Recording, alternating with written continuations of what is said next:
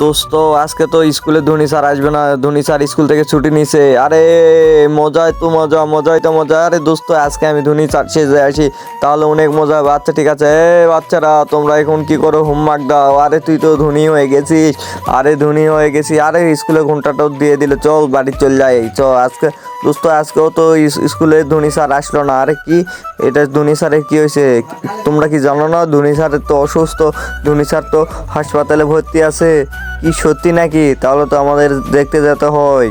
চলো তাহলে আমরা সবাই মিলে ধোনি স্যারকে হাসপাতালে দেখতে যাই। হ্যাঁ বন্ধু, চলো আমরা সবাই মিলে যাই। আচ্ছা ঠিক আছে, চল। আর তার আগে গাইস, এই ছবি দুটির মধ্যে কোনটাকে আপনি বেশি ভালোবাসেন? সামান্য কিছু টাকা নাকি মাকে ভালোবেসে থাকলে চ্যানেলটিকে লাইক করে সাবস্ক্রাইব করে কমেন্টে আই লাভ ইউ মা লিখে যাবেন। ধোনি স্যার আপনি কেমন আছেন? আপনার অসুস্থ আমরা তো জানতাম না। আরে আমি ভালো আছি সাপ্পান, তোরা কেমন আছিস?